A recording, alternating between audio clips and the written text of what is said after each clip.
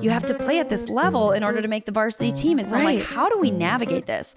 After all of my years working with kids with like, any type of mental health issue, average is so good.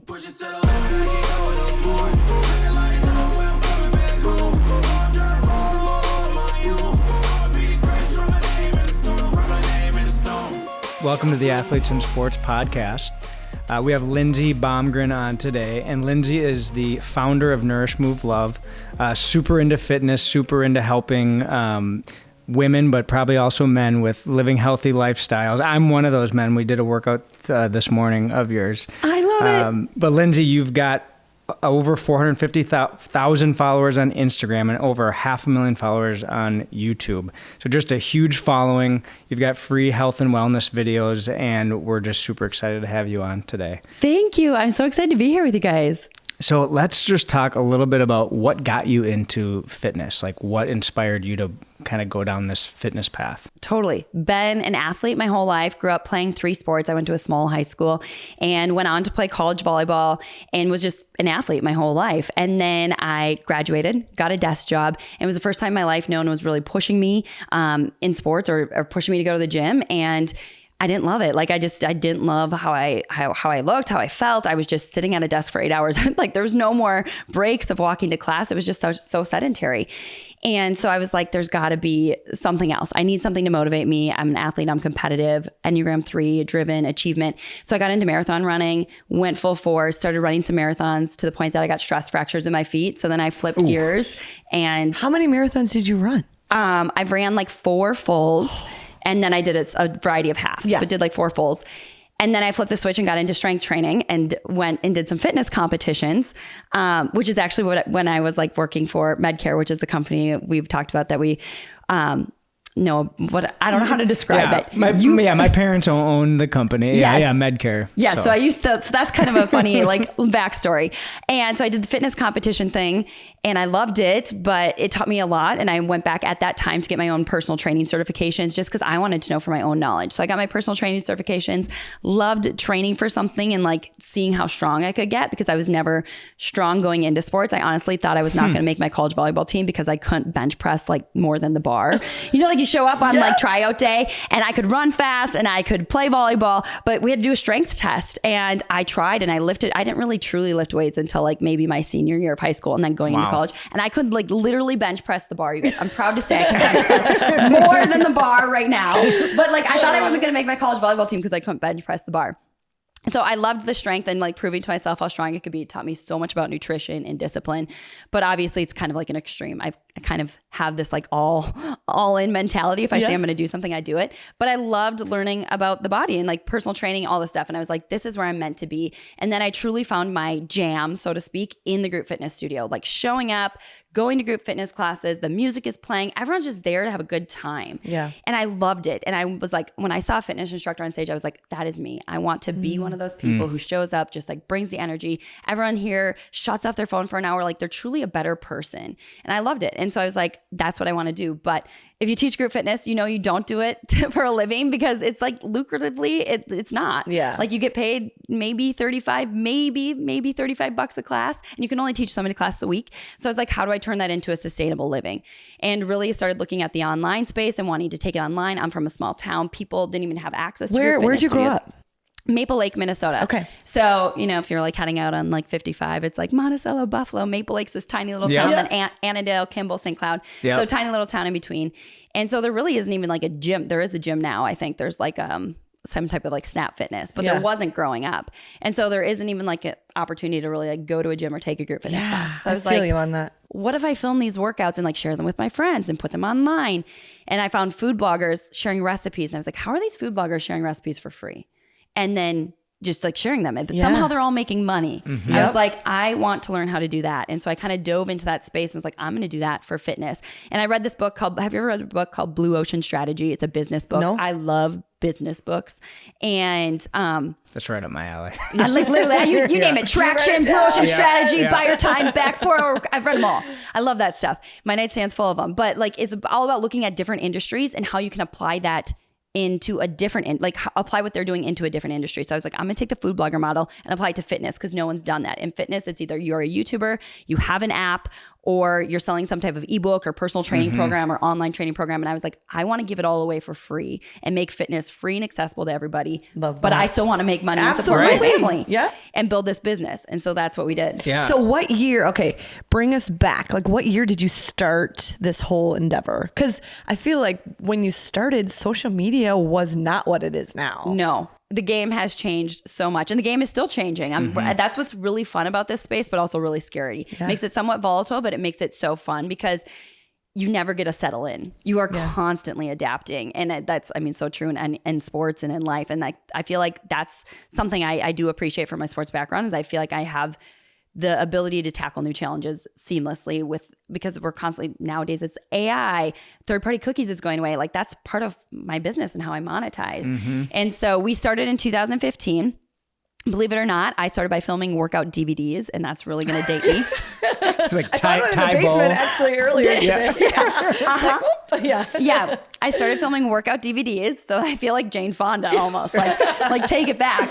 So I started by filming workout DVDs. Spent my whole life like I said, I did sales, and so I lived off my base salary and set my commission aside for 2 years and knew I wanted to launch. So I hired this discipline though. Like honestly, and you were young, right? I mean, how many years? What, 9 years ago now? Yeah, 9 years ago. Gosh, yeah. I just kind of knew I wanted to do my own thing. Yeah. And so I did that and wanted to do it right. Like I wanted to pay someone to do my logo. I wanted to pay someone to do the video. Yeah. And so I spent like my life savings filming these workout videos. There were supposed to be 12 of them. We only made it through 11 because I actually had a stress fracture in my foot. And I came down in like workout number 11 after a tuck jump and totally fractured my foot. So we have 11 videos in the signature program that I have since sold to somebody. So I can't even share those videos anymore because I sold it to a fitness platform. So I can't even share those videos anymore. But it's like cool. It's like Taylor Swift. Like make your own version. Right. Yeah. But I learned like don't sell your content, keep it. That was what I learned. But it was like really fun. It was a starting place. It got me to meet a lot of people. Yeah. How does that come about? Did somebody reach out to you to want to purchase them, or did you find someone? Like, how did that work? No, so it's Chris Freitag, who's a good friend of mine now. Love her. She's like the generation above me. She was my mentor, basically. Yeah. So honestly, when I'm starting my business, as you know, any entrepreneur knows, you are doing anything and everything when you're starting your business. Yeah. I was modeling. I was like a fit model, perfect size medium for Target. So I'd try on all their clothes and they'd measure them. And I was doing like Shop HQ, Evine Live. I was modeling. And so I was modeling for a lot of this fitness equipment. And Chris Freitag was like the seller. Like she would come on and she would sell it. And I was always her backup model. And so finally I got the guts to approach her after a show one time. And I was like, hey, so I filmed these workout DVDs and I really want to do basically what you're doing. Any chance you'd like mentor me, teach me how to do this? And she ended up looking at my videos and was like, bought them from me, hired me to work for her platform. So it's a total God path, right? Like he just leads you on this path. You meet the people you're supposed to meet. But well, it's just like, you just don't know, right? I mean, like we've never met. I was like, I really want Lindsey on our podcast. Let's just reach out to her. And here you are today. So today I'm like, oh yeah, you must know Lindsey, but nope, just reached out and you came. I do, right? That's like also the best part of my job is I get to meet a lot of cool people in the business space and just in different walks of life. And I just feel like it's all illustrated. Like you're supposed to meet people at a certain time that help like jump you, or you can connect them to jump them in their path. And so it's been a blessing to have people leapfrog me along my business journey. Yeah. So 2015, you sell these videos. Then what's next? Yeah. So I don't know. I thought I was going to be the next Tony Horton. I'd film these workout videos. They'd just go viral. I'd become the next Tony Horton and be like, no, like that didn't work out. I had really high hopes, but entrepreneurship is so hard and such a grind. And so I think it's so fun. Like when people introduce me now and they're like, wow, like look at your following and like you've built this. And it's like, this has been such a grind. This was no overnight success story. Like I didn't just show up on Instagram one day and like everybody starts at zero. Yeah. We all start at zero, and it has been a grind for the last 9 years. And I'm so glad I've stuck it out and consistently just showed up, because you just got to keep showing up. But yeah, we launched these DVDs. I ended up setting up a website to sell them, kind of set the website up as a blog with the intention to go down this like blogger route to like create more content that would lead back to my DVDs. Turns out we just scrapped the DVDs and just full pursued this like blog route. And so actually you probably don't know this, or most people don't know this. So so a lot of people think like you're on Instagram, you're on YouTube. My actual primary revenue stream, or the number one, the bread and butter of our business, is our website. And so we get about 1.5 to 2 million views a month to our website by very heavily optimizing ourselves for search. So we're very SEO driven. Okay. So when you type in pregnancy workouts, postpartum workouts, 7 best strength training exercises for women is like our bread and butter post. We have certain high ranking posts that just get repeat hits because they're the number 1 or number 2 posts that show up on Google. And how do you get paid from that? Like from people clicking on your website versus YouTube? Yep. And so it's all about eyeballs to our website. So we get paid because we place ads on our website. So I work with a third-party company. There's kind of 2 big ones in my space. It's either Raptive or Mediavine. We're with Mediavine, and they're a third party who places ads on our website. So we give away free content, but you have to deal with ads on our website. And in return for that, it's all about driving traffic. So I get paid this dollar amount based on how many views I can drive to my website. So for us, it's all about getting eyeballs to our site. That's how we're able to share free content. And then we have since, like we have built out the revenue stream. So it's all about eyeballs to the website. Then we have our YouTube channel.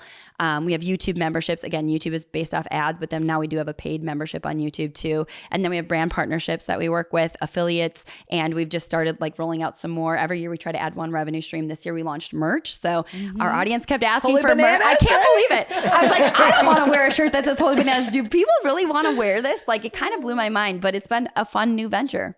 It's awesome. And I feel like go for so long. Do you feel like it's still been a grind? Or do you feel like you're finally at a point where like, I can breathe a little bit, or no?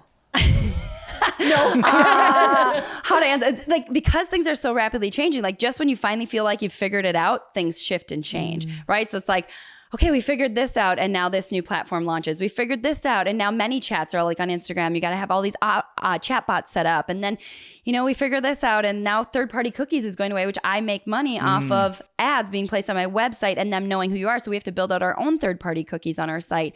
And like, it's constantly changing. So that keeps us very busy, as well as Google and YouTube always want something new. Their content, so it is a constant content, but I do feel like something I'm really encouraging my team is like, when you start a content creation business like we have, you really should be like 80% content creation, 20% marketing. Now it's time to really flip that script. We should really be marketing our core content that we have 80% of the time and creating content 20% of the time. And I know that sounds crazy because like it's so much new content, but we already have so much content and we have so much really good content. And so can we create a little bit less and give people still new content, but really push you into our core content that exists already? Yeah.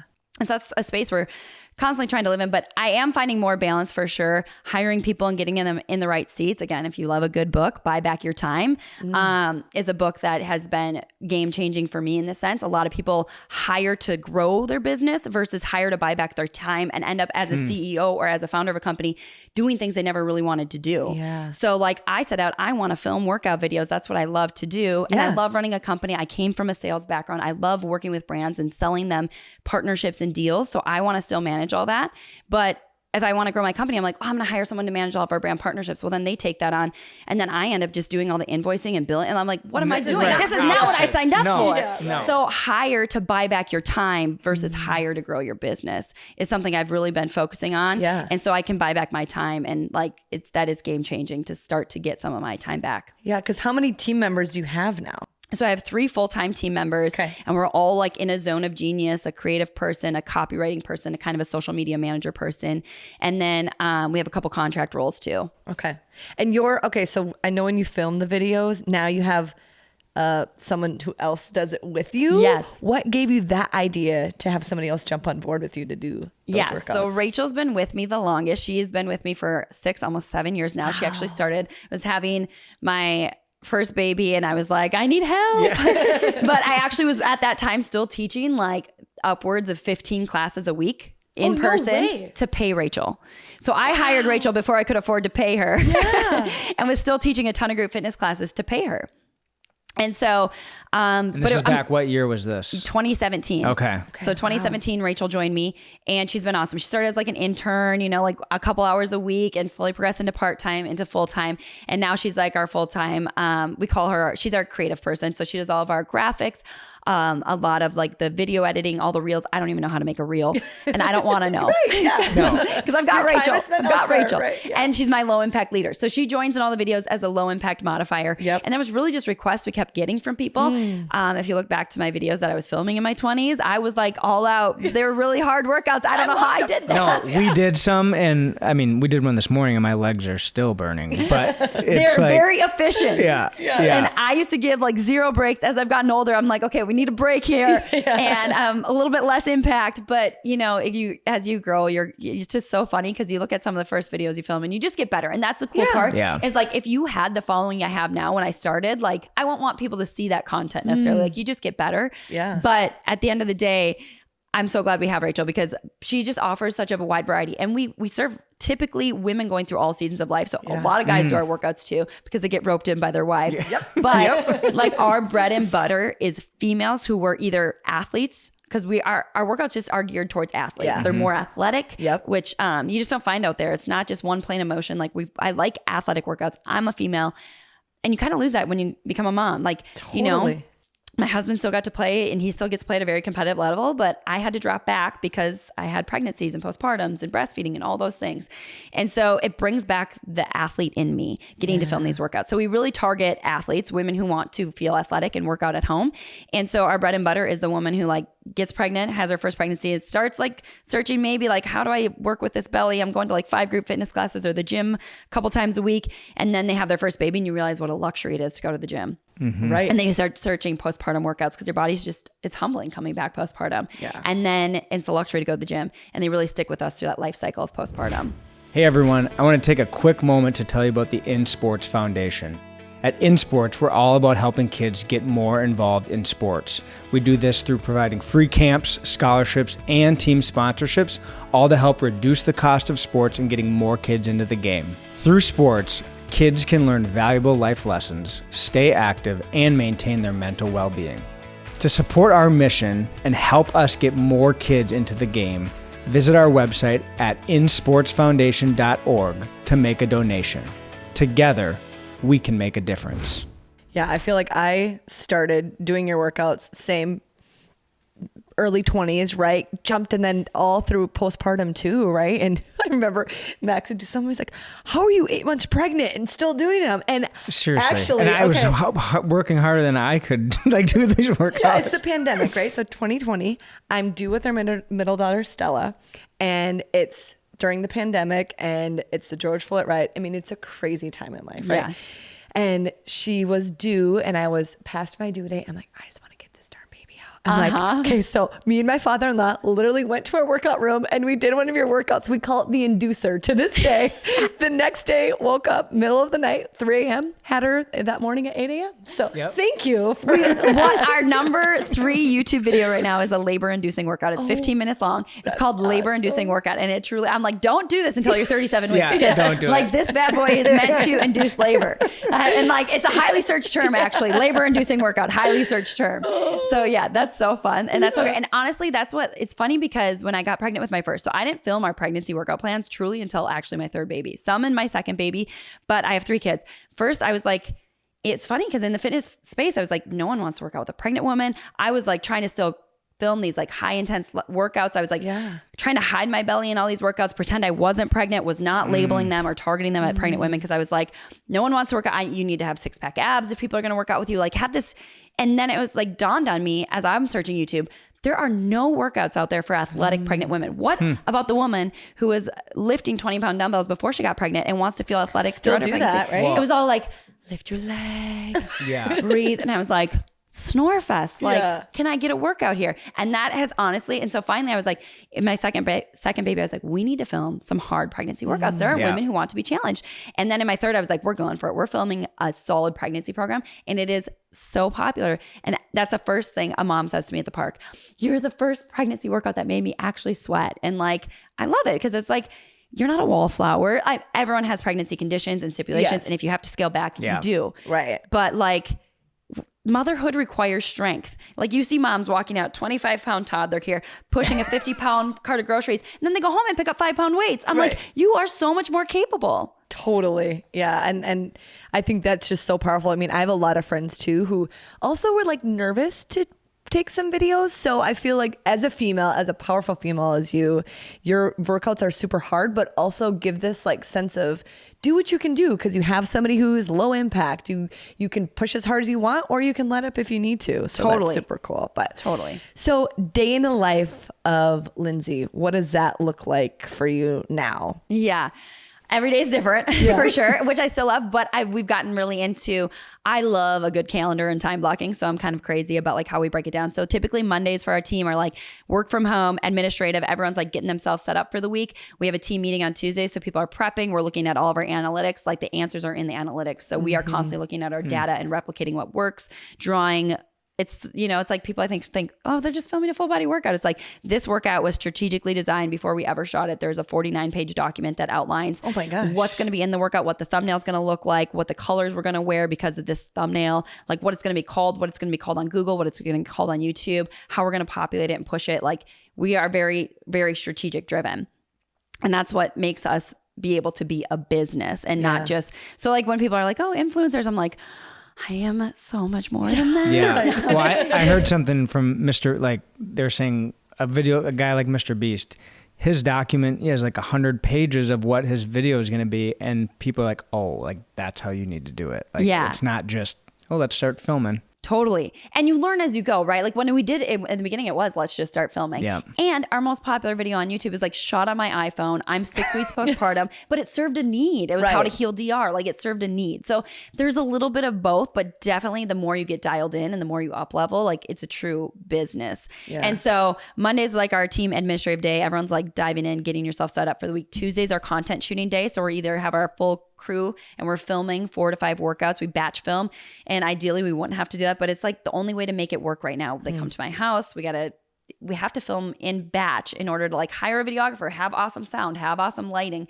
and do all that. So ideally we'd get to a point where we could film maybe 2 to 3 workouts more often. But right now, how do you do 5 of those workouts a day? Like we do like 4 to 5 a day. Wow. So it's like a marathon, right? It is. But we show up so like prepared. So it's just like we boom, boom. We know what we're wearing. There's like easy transition times. We film. We shoot the pictures for Pinterest. We shoot the pictures for Google Story. Like we have like this horizontal, this vertical, this thumbnail. We know exactly what we need to shoot, and we crank on to the next one. Have you been producing more content? Because I feel like it's like one thing after another. I'm like, oh, more new stuff coming out. Whereas before there would be, but I don't know. I feel like there's this new momentum within Nourish Move Love.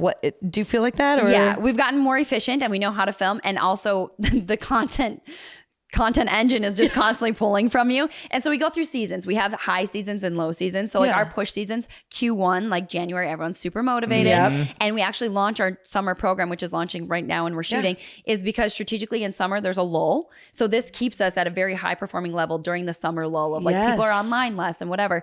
So because of that, we take advantage and we launch a program to really keep us on track. And then back to school is people get back into routines, but Q4 is when RPMs, which is like our ad revenue, really skyrockets. Mm-hmm. So RPMs drop at the beginning of the year. So we push a ton of content at the beginning of the year to still make the same amount of money. We have to push more content. And then in Q4, we can push less content, but still make the same amount of money because RPMs Thank you, are Christmas, up. right? Thank you, advertising spend. Thank you. Actually, it's a political year, which is great for ad spend. It's like the pros and the cons of a political year. Yeah. But if you want free content, you have to deal with the ads. Yep. But yeah, Tuesday we shoot all day. It's a content day for us. We work together as a team.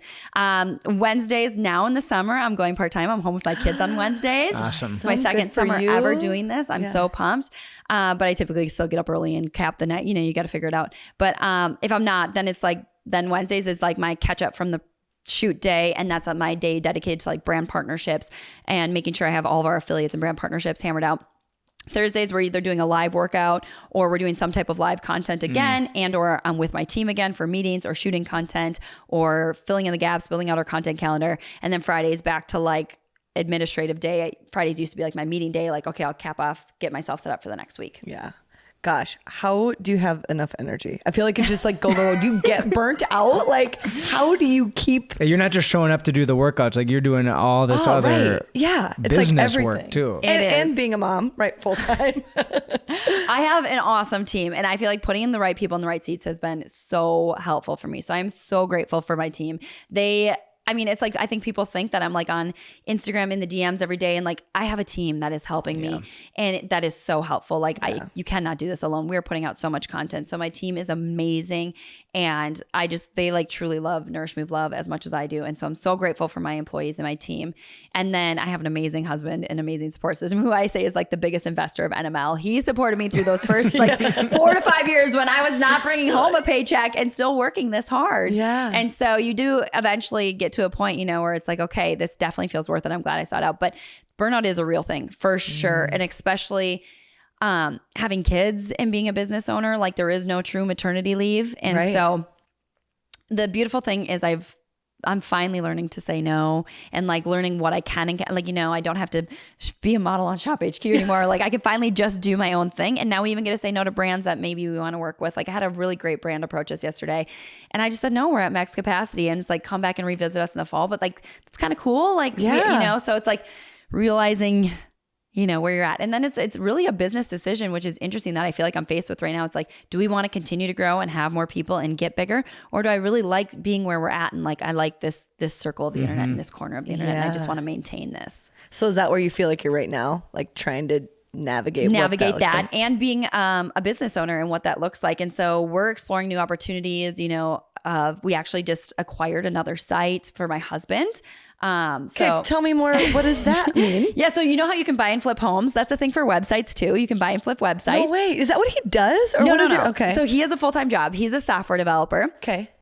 But he has a big interest in golf. He loves golf. Built out, and I'm so Roast does. golf. Yeah, what golf? I don't know if he loves golf or me more. Not sure. Yeah. We moved into our house and he was like, "How do I fit a simulator in here?" And I was like, "Oh my gosh, is this the What's your thing?" plan for the other side of the house? You got plans? You got plans for a We're simulator? going to workout room, simulator, and he then wants to make it multifaceted so we can have the golf simulator. Like, but shoot podcast into like. That's true. See? Yeah. Okay, so my husband loves golf. And the simulator is actually a really great compromise. For this reason. Okay. He has not gone on Saturday golfing with Max. He's like, please speak into her. He's not gone for 4 hours on a Saturday morning. He is home with me. But then he goes and kicks out to the garage at night. If I'm going to like pop on and work a little bit, he's going to go golf from 8 to 9 p.m. and he gets his fix. So I am no longer abandoned on Saturday mornings. So this is a good thing for all of us. You might need to exchange numbers. Okay, so this is how it was born, though. Honestly, so like the entrepreneur side of me is like always turning. It's my husband and his brother. They went in on this together, but my husband and his brother are like research nerds. They built their golf simulators like by themselves, like scrapped it, whatever, did all this research, found the launch monitor, found what was best, the hitting mat and all this stuff. And then his friends wanted to build them once they came over and saw it. And he was like, "Oh, here, I'll send you all the links." I was like, "Are you sending them affiliate links? Do you know how much a launch monitor costs? If you could make 10% of that launch monitor." And I'm like, and he's like, "No, I'm just like sending them the links." I'm like, this is a business. And I started researching online. I'm like, there's such a high volume for golf simulators and all this search and no one is publishing this content. I was like, we need to publish this content. Yeah. And so it's a total side hobby right now. He has a job. He loves his job and he also travels and plays professional beach volleyball. So he's also very busy, but it's like a total side hobby. A site came up, we put out a search. And if you are looking to buy a site, you want to buy a site that's typically 3 years old. It's starting to build some domain authority. The content is there, but the person just really didn't know how to SEO optimize it. And so that's what we're coming in to do. Like they have really great content. We're going to come in and use my knowledge from the last 9 years and make it better and make it show up on the first page of Google and put ads on it and start monetizing it. And maybe sell it and flip it or maybe keep it. We don't know.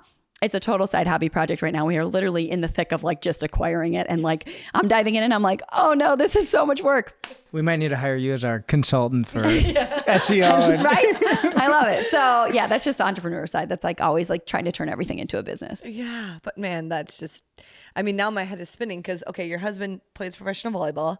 How does that all work within scheduling? Is he traveling a lot or how does that work? Yeah, so he plays on the AVP, which is the domestic tour. So he doesn't play on the international tour, which we're just built so differently. I was like, you know, he's worked up to this. I remember when we were traveling and he was in the qualifiers and we're staying at Super 8s and like it was like, oh man, please just win this game so you get into the tournament. Now he's in the top 10, so he like automatically qualifies and gets to be in the tournaments. But it's really cool. I mean, he just doesn't, he's so humble. He would never give himself enough credit, but he's like one of the few guys who has like a full-time job from Minnesota, just kind of shows up and does this on the side. Yeah. It's really cool. And so because of that, we're just built differently. I'm like, you have a certain skill set God gave of you, and you are not pursuing it. You should be going for the Olympics. Like, why are you not trying? And he's just like, I never want to put that much pressure on it. He's so level-headed. He's like, I never want to make it my job or it wouldn't be fun anymore. He's like, the fact that I can show up and play and it's a hobby that basically funds for us to travel is really fun. So he's just so much more level-headed than me. And so it's really cool. But yeah, so the AVP has changed its format kind of every year. And so this year they've changed it again. So he's actually traveling less this year. A little bit during the summer months, because then if you so he has 3 major tournaments this summer. He'll play in a couple more smaller ones. And then they take the top points from that and they put you kind of into like pickleball, where they'll go into a league this fall. So the top 8 teams will go into a league where they'll play in this like 8 consecutive week tournament. Is this nationally too, right? So it's nationally. So this is a like domestic tour. 2-person teams? Doubles. Okay. Yeah, beach doubles. Beach doubles. It's the AVP domestic tour. It's beach doubles. So yeah, it's really fun. I mean, he's playing against the guys who are going to be competing in Paris in, the Olympics. So cool. So it's really cool. And yeah. Does he have to go practice, or if he just seems like a natural athlete where it's like, yeah, I'm just going to go play some volleyball and play with some Olympians? Or he is like so level-headed. He's very athletic, but he trains he's in Minnesota and he wants to be here because of our families. Yeah. We've like had the conversation, like, should we move to California? Because everybody's in California. So he will fly out and train with his partner in California because his partner's always in California. Is that where he lives, or is he from Minnesota, his partner? His partner is from California. So he used to play with his brother who was in Minnesota. Okay. And then his brother retired and now he plays with a guy from California always.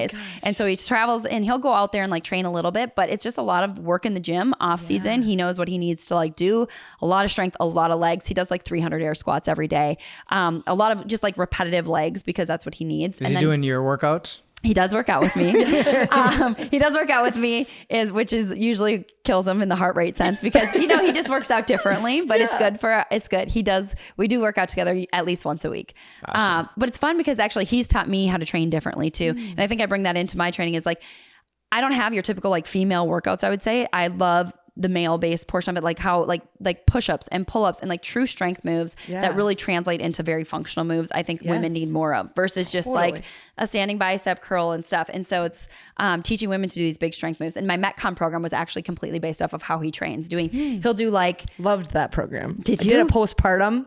Good. Got me back. I loved it. It's so challenging, but it's so cool because it's like, women don't genuinely think they can do 100 push-ups, right? But you can. You just have to break it up into reps. But like that's his workouts. He'll do like 300 air squats, 200 push-ups, 200 pull-ups. Like those are his type of workouts and how he trains. Yeah. And so training along CrossFit a little bit, yeah. But training alongside him has been like, I'm gonna train this way, and I've seen personally better results that way. And so bringing that into my programs has been fun too. But yeah, he does a lot. It's cool to watch him because it's taught me how much as an athlete recovery is so important. Not something we do enough. And like, he's just really good at visualization. He rewatches matches and just visualizes, sees what he did right or wrong. And he's just so calm, cool, and collected on the court. And how do you juggle that with 3 kids? I mean, we have 3 too, and we're like, okay, let's get out the door. Is everybody's teeth brushed? Maybe not. We're getting out the door. Yep, we're still going. The toothbrush in the car, Yeah. It was a little bit wild. I had Brooks, my 3rd baby, and within 48 hours, my husband was on a plane off to play a volleyball tournament. Wow. So that's why we birthed at a birth center because I needed to get home. So I was like, we can't do the hospital. We don't have that option.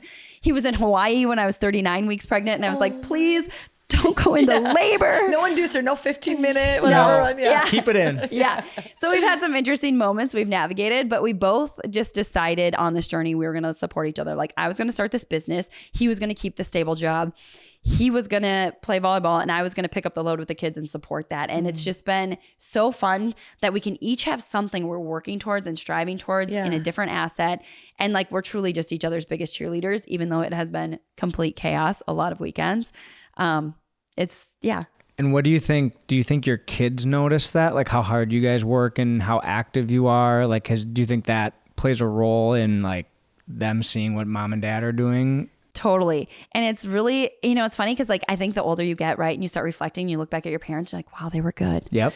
And you start to appreciate your parents so much more. Mm-hmm. Yeah. And I just think about like, I remember those summer days waking up and like, I got to get up and do this chore list before I can go play with like all these things that my parents ingrained in me. I now am like so thankful for the chores, the hard work. My parents taught me work ethic like none other. I was never the most talented team on any of my athletes. I have very few MVP awards. I have probably all the hardest worker awards. And I just feel like that's something that you like was ingrained in me from a young age, is like, you can do anything you set your mind to, but you have to put in the work. Yeah. And I just think that's kind of like grown with me, and something I want to instill in my kids is like the chores and the work ethic. And them, it's the coolest now because my 7-year-old finally, like, we've been traveling to these tournaments watching my husband play for, the last decade. Yeah. But now my 7-year-old can finally realize that's dad on stadium court, and he sits and watches the whole time. And it puts a new pressure on my husband too of sportsmanship, truly showing what sportsmanship is on the court. Yeah. And my husband's such a great job of that. And it's just so cool to watch this dynamic play out of like him seeing now, like, you don't just get a show, like, you have to put in the reps. Like, daddy trains and daddy practices, and we work out together and we get stronger together to make us better. And like seeing them, having them see that, and like watching them be able to like display that is so cool. Yeah. And are your kids in playing sports right now? Because that's a whole nother travel scenario. Like, we feel like an Uber driver right now. Like, just driving. And for one, well, two. Yeah, two. Our oldest two, but are they playing? Yeah, my oldest is in like, flag football, baseball, soccer. Like, he's doing that, and it's really fun to see him. Basketball, and it's been really cool too because we try to coach as much as we can because we both feel like we have that athletic background, and I love it. I love getting to coach. So we would like show up on Saturday. I coach my 4-year-old soccer. Then we transition over to the flag football field. Tim coaches the flag football games, and we just love it. Like, we love sports. It's how I connect with my kids too. Yeah. And the thing that's been cool as my son's gotten older is like, I was never good at sitting on the ground and doing like toy trucks and pretending. And I was like, oh, mommy's bored. I'm not good at this. Yeah. But I can throw a football with you all day and have that conversation of like, hey buddy, who'd you play with at school today? What was your thumbs up moment? Like,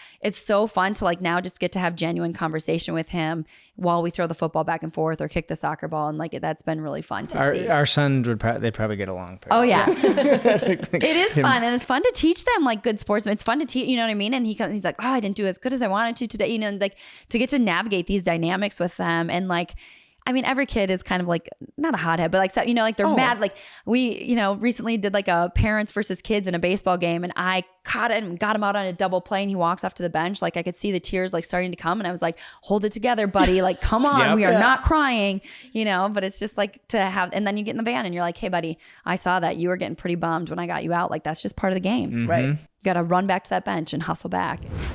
Do you know someone who could benefit from hearing this episode? Share it with them.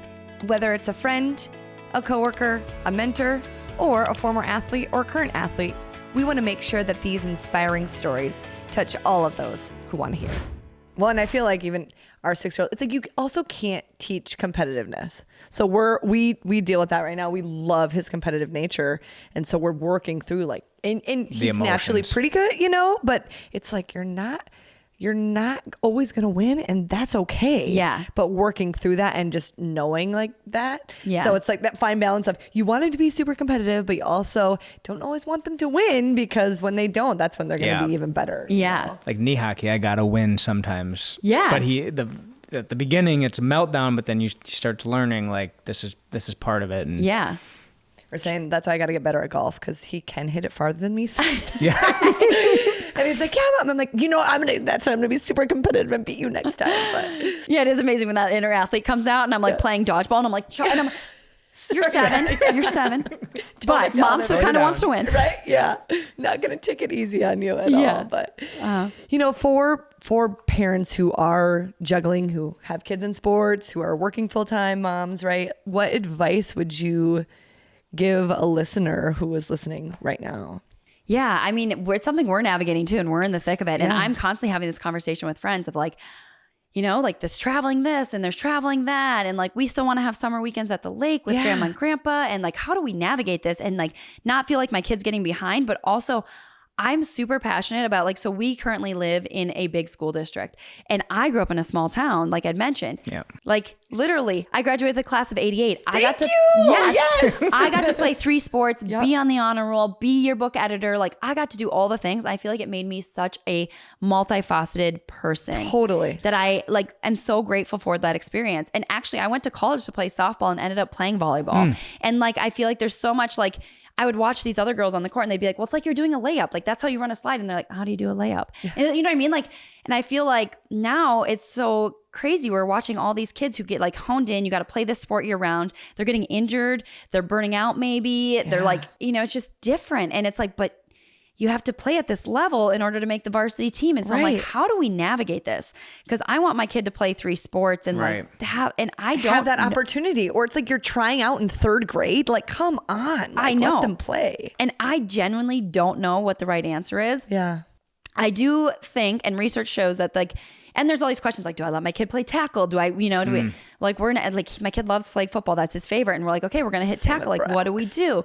And there is research out there that honestly shows that not letting your kid play the sport is more detrimental than, you know what I mean? So there's like, I just think there's so much we learn from sports, but honestly, at the end of the day, I'm in this like struggle too, where we're torn, but I do think there can be a balance of like, you can play these sports. And right now, like my son's going to play soccer for the first time this fall at 7. And mom's like, whoa, do you think he's going to be behind? And I was like, I don't know. He's 7. Like he can run. He can, we'll figure it out, you know, like, and I signed him up for the wrong baseball league this season. Like I signed him up for coach pitch and he was supposed to be on the machine pitch and it was like a mom error. Like you have 2 hours to sign up. The window, I got nervous. I don't know. I hit the wrong button. We couldn't switch Wake up him. at 2 a.m. and it's, Yeah. And I was like, this is nuts. And I was like, he'll be fine. He'll be fine. Yeah. So I think we put this pressure, like everything, all the decisions. I think even when we were like contemplating like school decisions, like this is for a season, we can make a different decision. But I think what's honestly important in parents that we're forgetting or like, and that I'm like constantly telling myself is like, you know what? Us playing with them at home is just as important. Yeah. Like getting out in the backyard, playing baseball. Like we can't be at the field every night because I have 2 other kids, right? Like he gets to sign up for this, but I also have a 4-year-old and I have a 2-year-old who need to be attended to too. Right. So like all of us getting together in the backyard and like playing baseball together, like he's going to learn just as many skills, if not more, when we're giving him that one-on-one. And so I'm constantly just trying to remind myself that like, okay, if we don't get to sign up for this in this season because it's just not a good fit for us, like he's learning more going to watch his dad play and getting to be on the beach and like we're traveling and doing this. And, you know, I think we just like still being involved and like not just shipping them off and like to a sports camp all the time and like still taking some of that ownership at home. I remember throwing pitches with my dad in the driveway, shooting free throws with my dad. Like, you know, like there wasn't as many camps, but like my parents stepped in and were like, if you want to make varsity, this is your agenda for the summer. We're going to throw 100 when it's free. Yeah. And it's free. Well, I mean, this could be something that we collaborate with because we've always had the vision of like, how do you get those tips to kids at home for all these different sports? What workouts can these kids be doing, you know, on their own? Very similar to what like you're doing, but more of a kid type version, but having some sport specific tips out there too. I mean, it just really fits our foundation really well to keep kids active and not just sitting on the couch and watching TV or being on their phones. And so if you're up for that, we'd love to. I love it. I'm all about it. I'm like all about trying to find ways that, you know, we're constantly, and honestly, I think our kids, like one of the greatest discipline, and they see like this Saturday, like we got up, we didn't have any sports this weekend because we're in that like 4th of July gap. And we're like, this is glorious. We get up and like, it's like family workout. Like he gets on the bike, we get the double stroller out, we're running to the park. Then we're having a hang competition on the monkey bars, who can hang the longest in our family. And then we're going over here and we're seeing if we can climb the rock wall. Like we're just constantly, that's our family dynamic. Yeah. And I just love that that's our family dynamic. It's like we have their, it's like inner competition circle, but also just like, this is what we do together. Well, and it's so interesting, you know, you talk about the parents and how much they set the tone. Like if we're having a bad day, they're going to feel that. If we're giving them good energy, giving them attention, they're going to feel that. We always do this thing at night where we say, what was the worst thing that happened today? And then we work up to like, Braxy's was like, and then what's the middle? And then what's the best thing that happened today? And the other day we were so busy, but Brax really wanted, he got this new basketball hoop in his room behind his door where he was just super excited to have it. So anyway, he's like, Dad, will you play basketball with me? Will you play basketball with me? He's like, buddy, it's time for, like, we gotta go to bed. He's like, please. So he did it with him for 15 minutes. We're in bed doing the exercise and we're like, what's your worst thing, right? He's like, I didn't get Doritos at Stella's skating lessons. And then I'm like, what was your favorite thing? And he's like, that Dad played basketball with me. You know, it was 15 minutes. So I think it's so little. And that was the highlight of his day. Advice for ourselves is like, slow down. Like this season of life is so fast and so chaotic, but slowing down to find those like mini moments with their kids that they'll love so much. Where it's just easy to push it off or say, oh, let's have a friend come over or, you know, entertain them in another way. But I think it's so powerful to play with your kids. I mean, I grew up from a family of 10. And I have 9 siblings. I have 6 brothers, 4 sisters. I'm the youngest. So my dad is quite a bit older. but he was such a sports fanatic, and he made me wake up every morning and do 100 free throws every single morning. I was short, and to play college basketball, I had to work, right? Yes. And so I feel like he instilled that hard work in me, whereas my mom was always like, you just do your best. You do your best. And she was the biggest cheerleader. But say, whoop it in there. Yeah, just whoop it in there. That's what she would say. But I don't know. It does just go to show how important it is to spend time with your kids. Just quality time. Yeah. You know? And I think we've started to see that my 7-year-old now, it's so cool when they transition to first grade and they can start writing and reading. And he comes home and he makes us cards and it'll say like, love you, mommy and daddy. And then it'll open it up and it'll always be like me and him playing football. Yep. And I'm like, that's what his core like correlation between like me showing him love is right now. Yeah. And it's so cool to see these cards come home and I'm like, okay, we're going to do more of that. Or, you know what I mean? It's just like, it's so cool to see them start to explain to or show me like what means a lot to him. And it's always like, doing something. We have him. like 20 of those same Isn't that amazing? cards. Like that card, you're like, and I like hang them on the fridge. I'm like, I'm never throwing this away. He's like, he told me he loves me. Right. But those are like the sweetest gifts, and you're like, this is like it. This is what he wants from me. Is like one-on-one time throwing the football. Yep. And I think that just goes to show too, where it's you can let so many other distractions get in your way, but at the end of the day, like family is the most important, and your kids are only going to be that age that day too at the same time. So yeah, I think the competitiveness of sports now is a next level, and it's hard. You have to find that balance of what is and what isn't. And we actually talked about this a little bit earlier and on a different podcast, but we were just listening to another podcast, and it was a sports podcast where they talked about at a young age, they throw kids into these, teams at age 6, they're traveling all over the place. And it's like, no, they're not learning the fundamentals. Like take a step back. They could actually be shooting 100 hoops at home, or in a game, they may only be shooting 5. Yeah. And so really just taking a step back and, are you just doing it to do it? Is it going to make them better or not? So I think there is such a fine balance of figuring out where it makes the most sense. And I think as high performers, like, so I'm an Enneagram 3, I'm an achiever. Like I have like these expectations for myself, and then you just kind of place those on your kids without realizing. Like I had a conversation with my girlfriend who's like super awesome. Her company's all about mental health in kids. And she's just like, after all of my years working with kids with like, any type of mental health issue, average is so good. And so that's something that I'm really just letting hang out with me is like, average is so good. Average is so good. Like, I just want him to know like work ethic is important to me. Like average is great, but you get out, you run to the bench. Like, like average is good as long as you're a great human, you're a great teammate. You truly leave your team feeling better, and like you know that you play your hardest and you work your hardest. Average is great. And if my son is average, awesome. We never make varsity.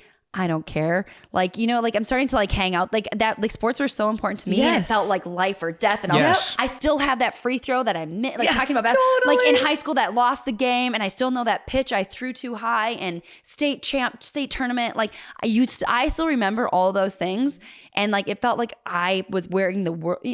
No one remembers that stuff. Like it's never like it's all disappears now. Like, you know what I mean? It's like, so it's like average is so good. Yeah.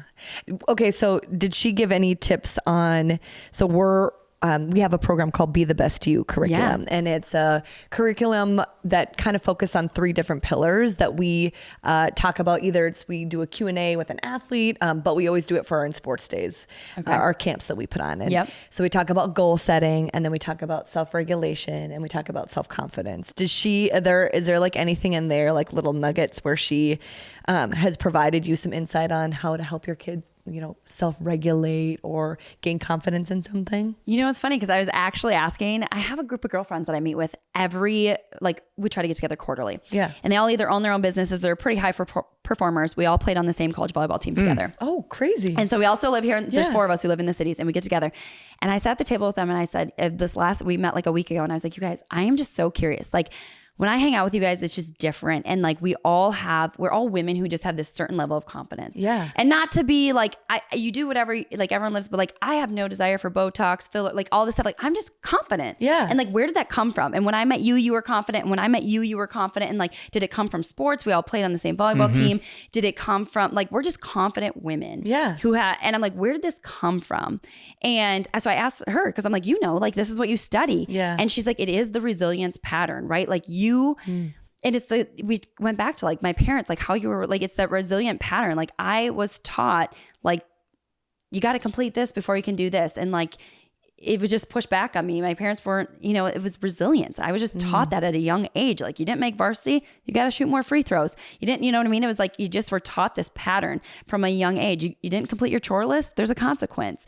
And like, it was just repetitively ingrained in me. And I believe confidence comes from doing what you said you were going to do.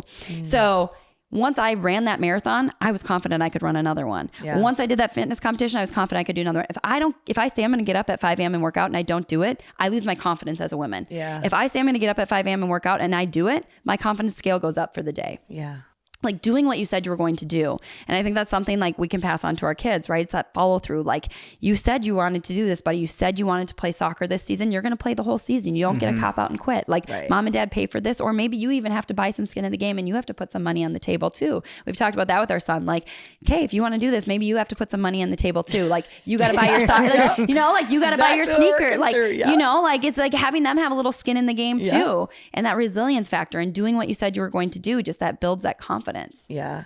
And I think to like sometimes just getting there is the best step forward, right? Just like, but I also think that's the hardest piece to like get there. Yeah. Because do you think resilience is intrinsic, or do you think it's also taught, innate, like a combination? Definitely both. I think, like some kids are just naturally more resilient. My middle kid, resilient. Yeah. She's just more resilient. She just bounces back. She's like, I don't know if it's a kid thing or a, what do you call it, birth order thing. Right. Yeah. So I don't know, but like, I do think it's also taught too. And like, you learn by doing, and you learn by having standards. And I think it comes back to something I've been thinking a lot as a manager. So I've always been a hard worker, like I said, and I've always led by example. I was the captain of my volleyball team and I led by example, and leading by example has gotten me through a lot of things in life. Yeah. But now I'm at a level where I can no longer lead by example for my team. I don't want my team working at midnight. And like, that's something I'm doing. That's not leading by example. Like, how do I teach my team to take ownership and be empowered? And like, leading by example just doesn't always work. And I need to find a new management strategy. And that's something I'm working through, and I'm reading all the management books and right. Cause like my lead by example is always just work harder, do more, work harder. Like, that's no longer serving me and it's not serving my team. So how do I manage them? And I think it comes back to like, you guys know SOPs, right? We all work in business, like standard operating processes. Yep. Every good sports team has them. This is what we do before a game. This is what we do after a game. This is how we handle this conflict on our team, like standard operating processes. We have the same thing in business and the same thing in our household, right? If my son, I don't take work back. So if my son, I ask him to empty the dishwasher and he doesn't do it right, I don't just go fix it for him. I say, hey buddy, that wasn't up to mom's expectations. I wanted the forks to go here and the spoons to go here. Could you come back and fix that for me? It's the same thing in business. I've been taking work back. My team sends me something, I take it back. I'm up till midnight. I fix the problem. They don't learn anything, and they just learn that I take work back. Instead of kicking it back and saying, hey guys, this wasn't up to our standard. We have a standard operating process. This didn't meet it. Can you give me these 5 things by tomorrow end of day and help us meet that standard? And I think that applies to like your everything, right? Totally. Oh, yeah. But I have a hard time dealing with conflict. I don't want to let people down, make them feel upset. How do you approach that? That's why I'm struggling with that as well. Also struggling with that. I recently went to like a conference that was geared towards work, and he was like, you have to stop taking work back. Like, you're literally doing your team a disservice by not giving them the knowledge and the skills they need to do their job. And then like, you're not empowering them. You're just taking it back. Yeah. And so it's more so just looking at it as like, I'm doing a disservice to my son if I don't tell him this and I just take the work back. I'm doing a disservice to my teammate if I don't do this. And so conflict resolution is really hard, but I found it easier the more you practice it. Obviously, practice makes perfect, like anything. But to have like we have like two one-on-ones like every 2 weeks, and that's my chance to lay it on the table. So if I don't say it, then I have to let it go. I can't let it build up. So it's like, hey, we have this meeting. I'm going to tell you at this meeting, like, here's what's not up to par. Here's what is up to par. That's my chance to say it. If I don't say it, then like, I got to let it go. Yeah. So like having frequent like actual calls to action. Right. And I think perspective and delivery is huge too, right? I think delivery for me being a leader on a team, it's all about, I mean, you can phrase it one way and make them feel like garbage, or you can phrase it in another way where you're empowering them to be better. So always trying to keep that mindset when you're giving constructive criticism. For sure. We use Clifton Strengths a lot. Do you use Clifton Strengths? And so looking at it through the lens of, okay, your shadow here is shining through because of XYZ, right? Yeah. It's not like you're bad at it. It's just saying maybe you aren't naturally gifted in this area. And so let's figure out a way for you to work through that. And then maybe we shift some things around. and you don't know what you don't know. So maybe you Yeah. never knew how to make a reel the right way. And like, but it's all teaching moments. And if you do it out of like, not out of like more criticism than like, hey, you're bad at this. Like, no, Right. this is how we want to do it. And it makes the And then whole company Yeah. better, team Yeah. better, whatever it is. And then you all know you have this, like, expectation is the root of all heartache. This is the company expectation. If we don't meet it, that's where the problem comes from. Like, right? Like, it's when expectation. Right. And I think mind reading. Nobody can read your mind. So Yeah. if you can't deliver the communication in an effective way, nobody knows. No. And that's from a professional, that's personal. Like the other day, I think there was something in my mind. I'm like, oh, why didn't Max do that? I never told him. Yeah. Like that intrinsically that didn't come naturally to you. So how are you supposed to know, But like having that maturity and having that perspective to think that way is not always natural too, For sure. Like, I finally told my husband, I was like, I'm sick of being disappointed on Mother's Day. Here are my expectations. The kids are old enough. I want them to make a card saying, I love mommy for this reason. Like, that's all I want. Yep. And it maybe like take dinner off my plate that night. Like, I don't need any big fancy gifts. I don't need a spa day. The kids need to acknowledge it's Mother's Day. I need a handwritten card from all of them telling them why they love me. Yeah. And then I'm happy. So and have they done that? Moving forward, I get a handwritten card from every kid this telling happened them, this Mother's Day. yes. Oh yeah. Like, I'm no longer disappointed. Yeah, that is true. I mean, once again, we're not mind readers. And Yeah. so you have to figure out a way to communicate and know that like, yeah, you don't know what you don't know. Yeah. But yeah. Awesome. Well, Lindsey, it was so awesome to have you on the podcast. Is there anything else that you want to say, or like how can people find Nourish Move Love? Like where do they go? What should they look out for? Yeah. NourishMoveLove.com is where you can find all of our stuff, or you can find us on YouTube or Instagram at Nourish Move Love. All of our content is 100% free, and that's always been the heart and soul of my business. Make fitness free and accessible to everybody. And so that's what we do. You just have to put up with some ads along the way. Well, I've been following Lindsey's journey for years and going to continue to do so. Her workouts are amazing and your content is fantastic. So thanks for all you do. Thank you. Thank you so much. Thank you, guys. Push it to the limit, I can't go no more. Feeling like hell, I'm coming back home. I'm dirt road, all on you. I'ma be great, write my name in the stone, write my name in the stone. Thank you for tuning in to the Athletes in Sports podcast. If you enjoyed this episode, please take the time to follow, subscribe, like on all the channels. This is how we can continue to bring these inspiring stories to you and make a bigger impact to get more kids into the game.